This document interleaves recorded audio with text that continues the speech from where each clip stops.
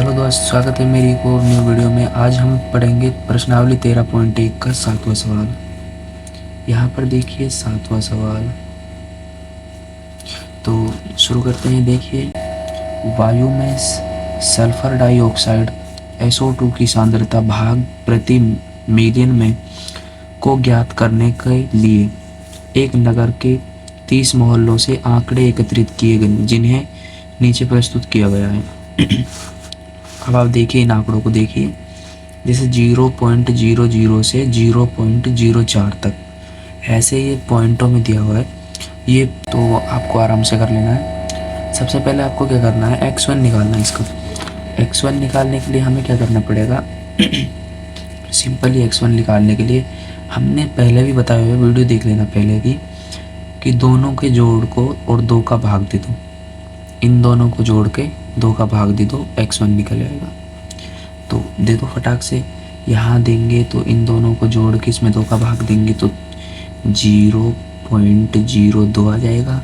यहाँ आ जाएगा 0.06, यहाँ आ जाएगा 0.10, और यहाँ आ जाएगा 0.14, 0.18 और 0.22।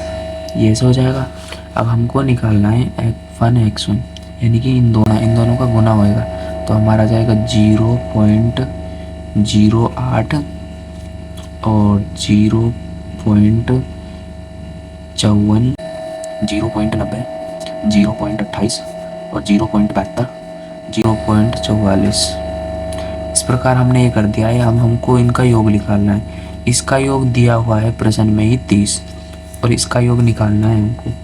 इसका योग हम जोड़ेंगे, घटाएंगे, टोटल आंसर आएगा 2.96। अब देखिए इसको कैसे सॉल्व करते हैं नीचे। तो चलिए, माध्य निकालना है इसका। तो हमने लिख लेना है यहाँ पे माध्य का सूत्र। सबसे पहले लिखना है माध्य बराबर होता है x बार बराबर sigma F1 X1 sigma F1, ये इसका सूत्र है। तो हमें क्या करना है, सिंपली हमें इन मानों में सूत्रों में मान रख देना है। तो यहाँ पे हम रखेंगे, जैसे कि 30 को रख देंगे नीचे, क्योंकि ये F1 है। ये F1 ऊपर बारंबारता को F1 बोलते हैं। और हमारा F1 X1 क्या आया है, F1 X1 आया 2.96, यानी कि 2.96।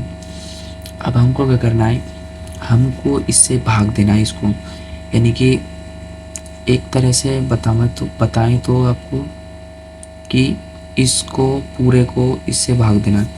यानी हम दूसरे टाइप में भाग को करेंगे, आपको बताएंगे इस भाग का मतलब। आपका भाग भी करना हो तो कैसे करना है, सिंपल आपको इस डॉट को ना फिलहाल साइड में कर देना है। हमको लेना है 296 को 30 से भाग करना है। तो हम 296 लेंगे, यहाँ पे इसको यहाँ कर दो। हम लेंगे 296, जैसे कि ये हमने बनाया इधर, ये ले लिया 296, यहाँ ले लिया हमने 30।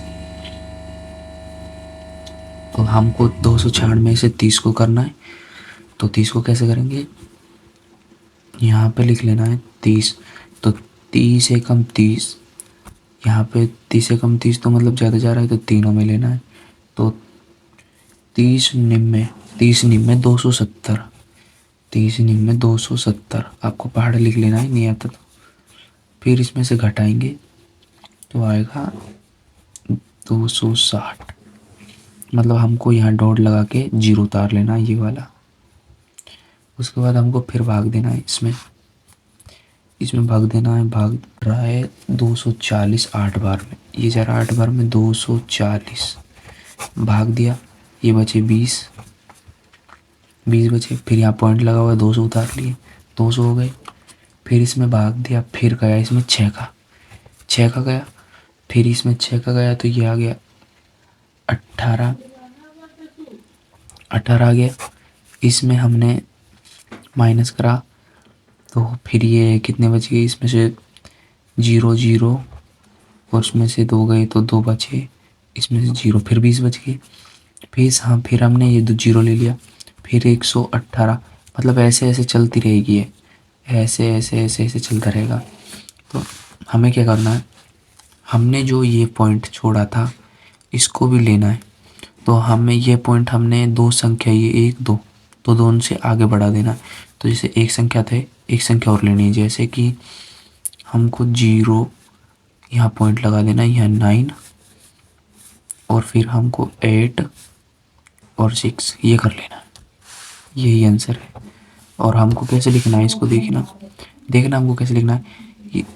ये जो 6 है ना, ये 6 अगर यहाँ 5 होता तो भी ठीक है, लेकिन ये 6 हो गया, 5 से ज़्यादा हो गया तो ये अगली संख्या है जो बढ़ जाएगी, यानी कि ये जो अगली संख्या है ये 8 है या 9 हो जाएगी। तो हमको क्या करना है, यहाँ पे लिख लेना है 0.99 और 6 लिख सकते हैं हम। 6 नहीं तो 6 तो आएगा भी नहीं, कोई दिक्कत नहीं, लिखो नहीं लिखो उससे कोई नहीं।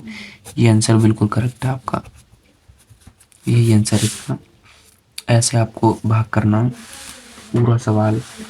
दो समझने की देरी है, बस स्किप मत करना, पूरा समझ आ जाएगा आपको। ऐसे लिखना है इसको।